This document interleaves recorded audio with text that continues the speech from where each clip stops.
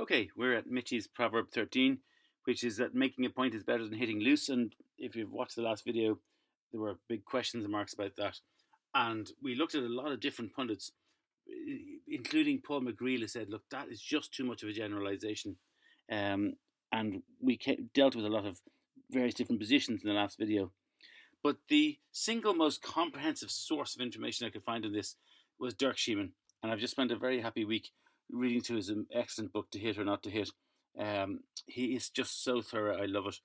And he is kind of addressing this issue.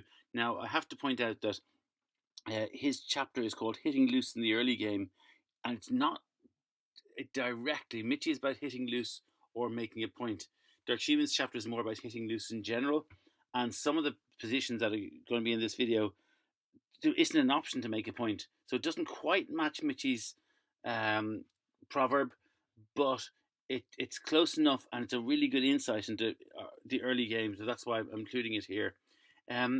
So what Dirk does is he goes through a number of different concepts and ideas, wisdoms, if you like, that I'm going to call them, to avoid kind of clashing with proverbs. And I'm not, by the way, in this video going to go in YouTube the videos. I'm kind of going step by step through every move.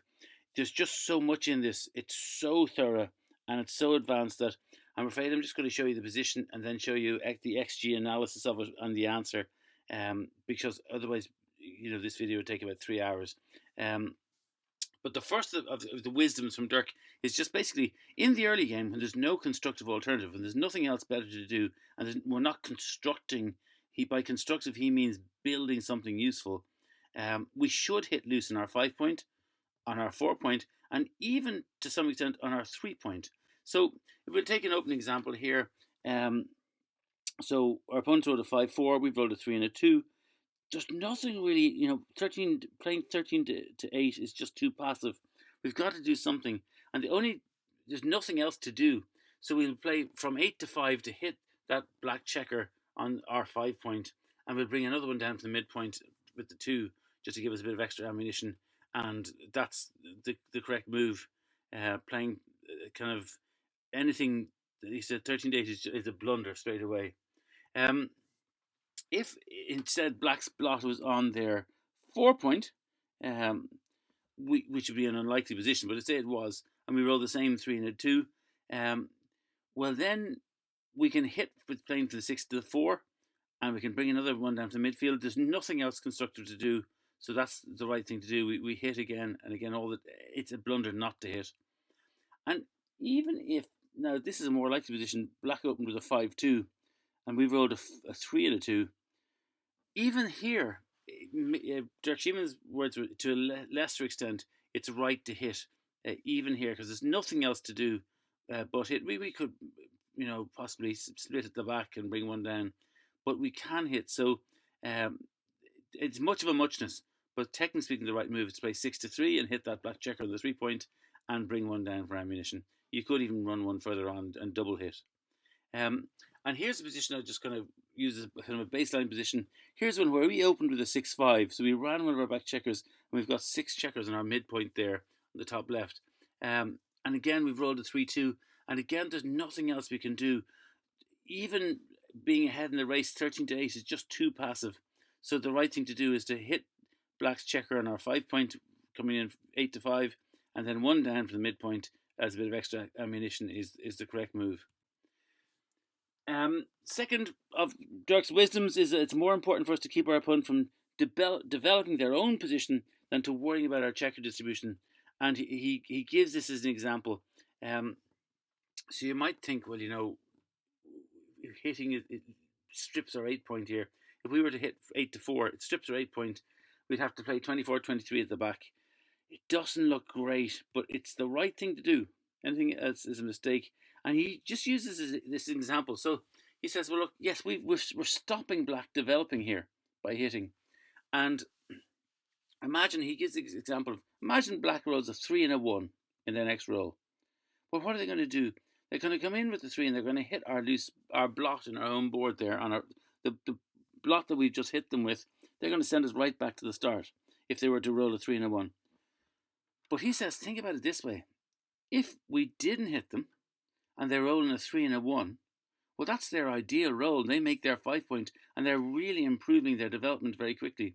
So even if they're fortunate enough to hit us, we've stopped them developing on our side of the board. So to that extent, it's a good advantage. A third point Dirk makes is that when we're off to a bad start, we should generally try to play a bit more aggressively, seize the initiative, try to change things up a bit. So if things aren't going our way, we need to do something that will try and change that. And conversely, then when you're ahead in the race or ahead in development, we want to be a little bit more conservative and play a little bit more safe. So here's a common opening position. Black has rolled a 5 and a 4. And we've rolled a 5-3. Now there is a more constructive thing we can do. We could play 8-3 and 6-3 and make our 3 point. But when we do that, we're going to finish our goal behind in the race. Black has started to develop their rearmost checkers very well. They're starting to angle towards making an advanced anchor. They've got more ammunition in our zone. Are making that 3 point might very quickly get hopped by the rear furthest back black checker and be out of the game. So for that reason, we're not in the strongest position here, and we should attack our opponent by playing from just down from the midpoint and hitting on their 5 point and hit that way. However, in this position here, we rolled a 5-4, our opponent rolled a 5-4. So now after this roll, we're going to be ahead in terms of development and ahead in terms of the race. So for this reason, we want a situation where let's not lose the momentum by leaving ourselves vulnerable to a counterattack. So instead, we just play the simple one. We make our 3 point this time because we're kind of up in the race and up in development at this stage, and that's the right thing to do.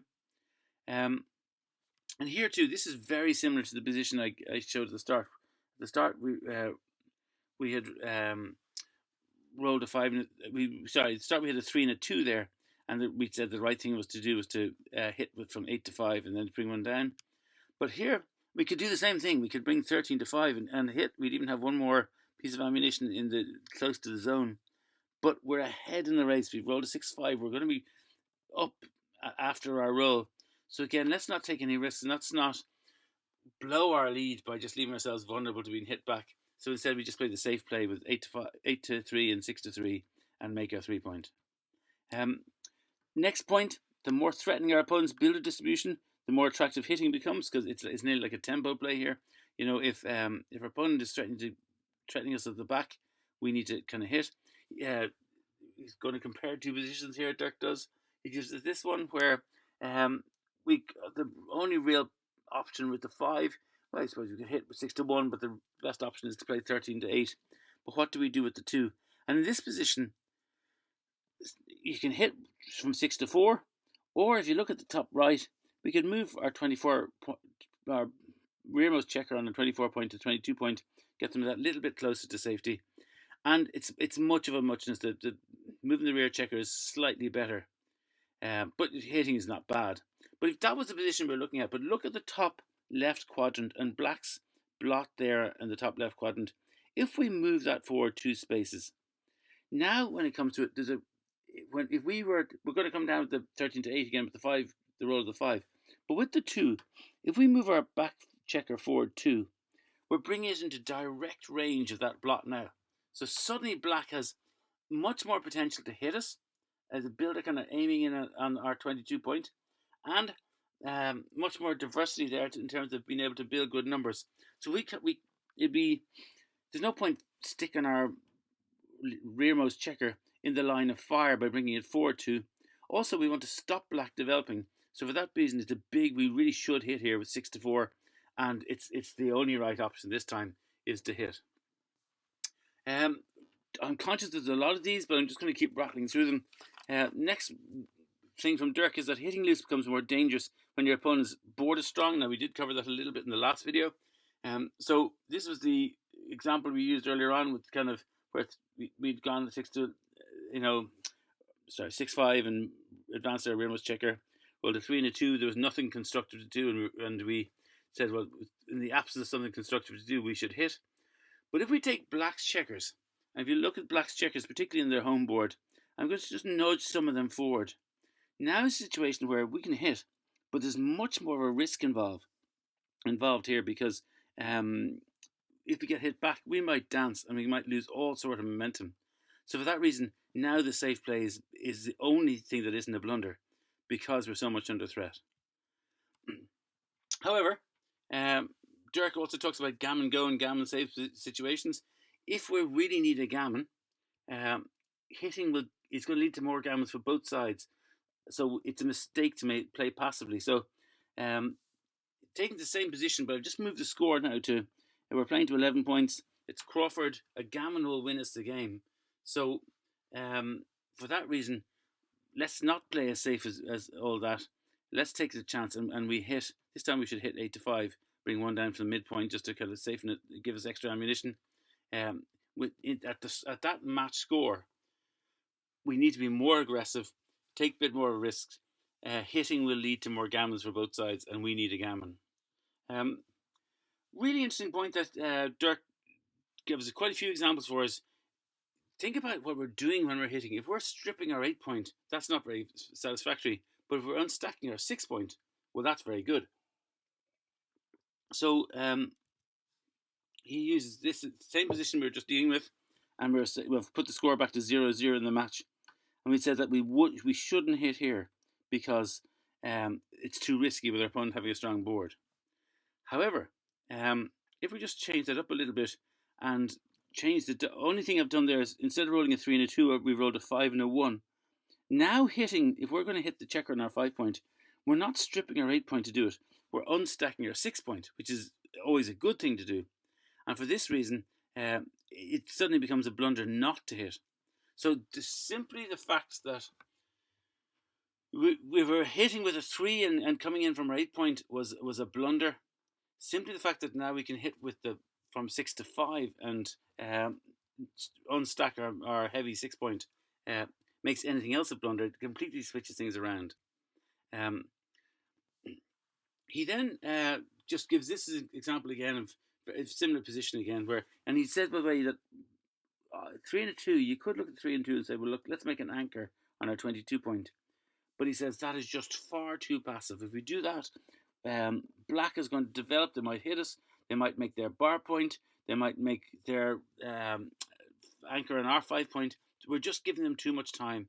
So we have to be a bit more aggressive than that. And the question becomes then, do we hit or do we make a point in the outfield? And the correct move there is we very much are going to not hit because it involves stripping our back, or stripping our 8 point again. We don't strip the 8 point, so therefore we instead just use the 3 to come in 13 to 10 and make our 10 point instead. But if instead of that we were to play a 3-1, that all I've done here is change from a 3-2 to a 3-1. Well, now it's very attractive. Now at this stage, for a whole heap of reasons, we can come in with the 3 and then play 6 to 5 and hit this way. Now we're not stripping our 8 point, we're unstacking our 6 point. And also the splitting is quite attractive here because if black could well end up making their bar point, and if they make their bar point and we've anchored up on the 24 point, we're suddenly getting very blocked in. We're very well blocked at that stage, and so that's why that's the right reason. And all we did there was change from a 3-2 to a 3-1. We had the option to hit with the 6-5 or on the 8-5. It makes a huge difference. Even here, just a random position that Dirk also threw in. Here's a situation where we could make it's much of a toss up. You can make the 3 can be used to come in, and then you can hit with the lone white check on the bottom left. If what's that 10 to 5 and play it in like that, or you could come in with the 5 and bring a checker down to the midpoint to make our 10 point, and it's much of a muchness. But the fact is that we're not stripping the 8 point means that that's the option. If you look at the third option there, stripping the 8 point is a problem. We don't want to be doing that. Interesting position here. He talks about hit loose when a quiet play leaves a direct shot anyway, and I have to admit I looked at that and I thought, God, there's nothing really on here. I would be tempted to run one of our back checkers all the way into the outfield from 24 to 15. And Dirk makes a really interesting point, and it's nothing to do with hitting loose or making points, but just something that I've kind of learned from this. He says this in the early game, when we're down in the race and we're not being threatened by a prime, running into the opponent's outfield with one of the back checkers is usually wrong if there's any reasonable alternative available. So there is a reasonable alternative. So rather than running 24 to 18, we can hit. We can go 8 to 5 and hit. And that's the correct move. And in fact, the other, playing the 6, the best way to play the 6 is to come down from 13 to 7, which is unusual, I have to admit. And if you think about it afterwards, we'll have a blot in our 5 point, our bar point, and our 8 point. But in the absence of anything else, that's the right thing to do. And Dirk says that when the position is scary and the feel that you're going to lose a load of gammons no matter what you do, just make the move you think will win the most games. And by hitting, we are at least giving ourselves a chance. We're not favoured to win with all those blots there, but at least we have a chance, and it's more of a chance.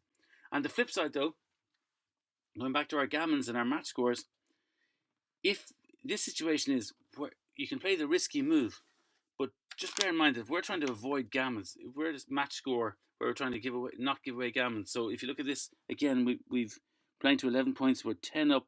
As long as our opponent doesn't, they can win a game, we're still in it. If they win a gammon, they've won the match. And for that reason, whatever leaves the least shots is best, and that's simply coming down to the midpoint.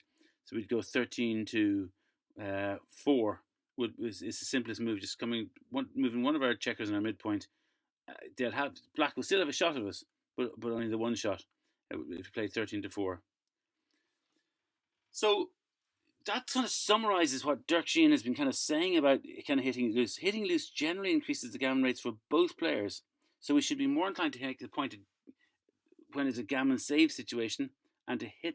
We go for the making the point at gammon save, and we go for the hitting when it gets to gammon go. There's a few positions that Dirk does that talks about whether you should hit or make an anchor. And he says making an advanced anchor is usually better than hitting loose. So if you think about Mitchie's proverb, making a point is better than hitting loose.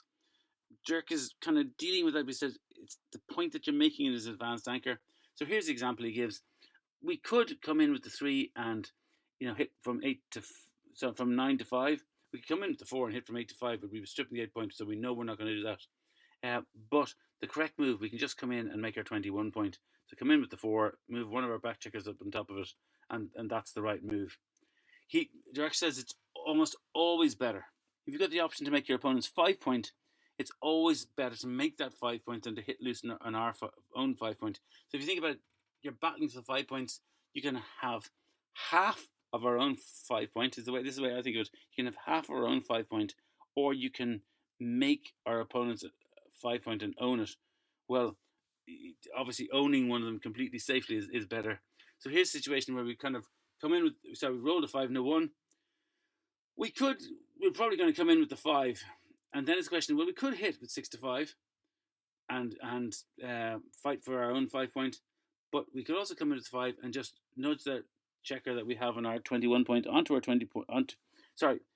Nudge the checker that's on our opponent's 4 point onto their 5 point where we've come in, and we've made our opponent's 5 point. It's just a better move. So the correct move is to come in and make our 20 point like that. When the choice is between making your opponent's 4 point and hitting loose in our 5 point, so the last example looked at making their opponent's 5 point, making our opponent's 4 point, which is not so good. When it's a choice between making an anchor on our 4 point or hitting loose in our 5 point, it's still, we should make an anchor as a default. So here's the situation. We come in with the 4 onto our 21 point there, our opponent's 4 point.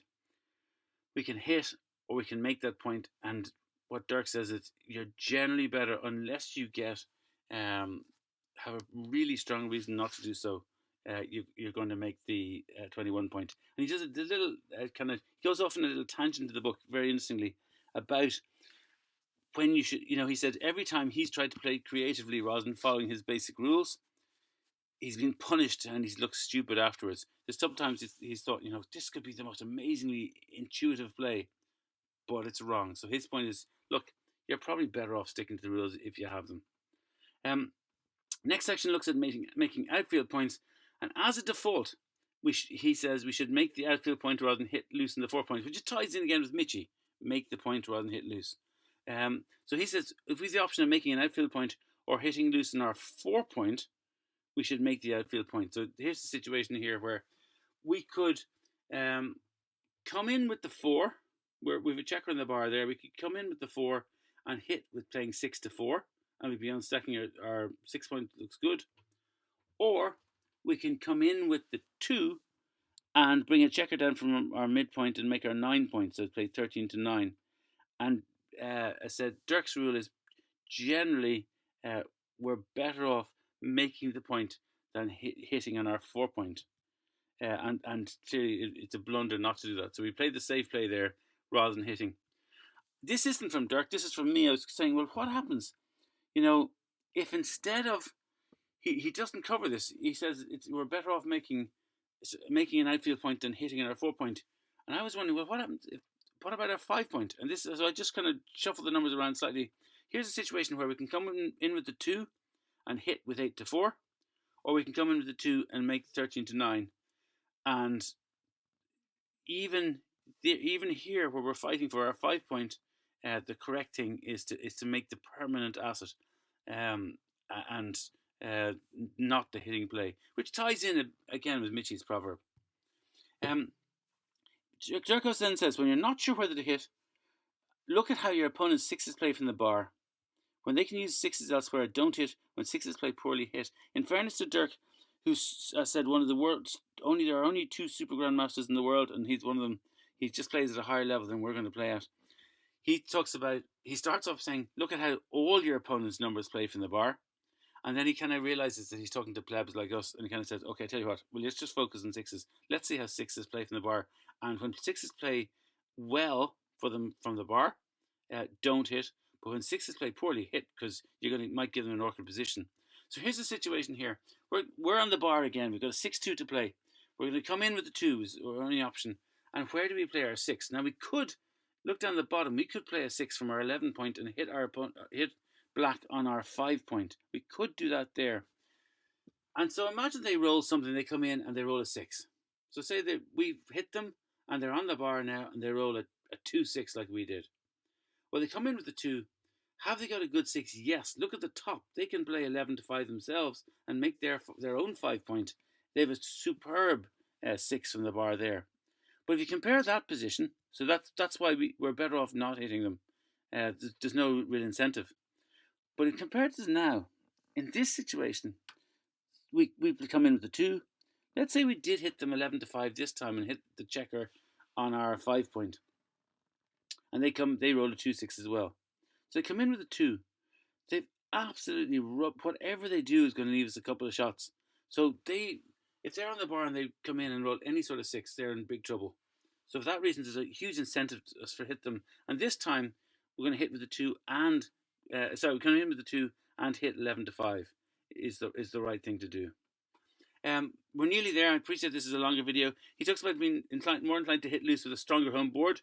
So position we had just a few minutes ago, we said in this situation we wouldn't hit loose. We said it's the constructive, making the 9 point with the 4 is better than playing 8 to 4. Well, I'm going to give us a slightly stronger home board. I'm actually going to give them a slightly stronger home board as well. And the minute we can ignore their board. The minute we have a stronger home board, they're more likely to dance. So this time, if we come in with the 2 and hit, there's a chance that they will dance. And in fact, it's so powerful. Dirk Schiemann makes the point. That it's so powerful that if we hit with playing 8 to 4, and they roll a combination of 6 and 4s, which isn't likely, but it happens. It's going to be happening 1 in every 9 rolls that they roll 6s and 4s. If they dance, it's an automatic double and pass, and we've won the game. So it's a huge incentive here to hit because we've got the stronger home board and a big change in it. Finally, I don't know if you want to take a screenshot of that. That's the I've tried to make a list of it. Dirk Schiemann is very good actually. In his books, at the end of every chapter, he gives a little summary of the main points. So there's a summary of what we said. I'm sorry this is a much longer video than usual, but it's a testament to just how good Dirk Schiemann's book is. I've left out some of the positions. After the end of the chapter, he gives a whole test kind of questions and quiz questions at the end of it. So if you're getting serious about backgammon, I'd strongly recommend that you'd get the book at some stage, Dirk Schieman's To Hit or Not to Hit.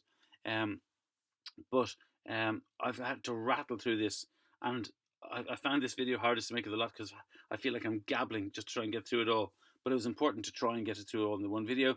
That's it for this video. In the next video, we'll go back to the next of Mitchie's Proverbs in the opening concepts book.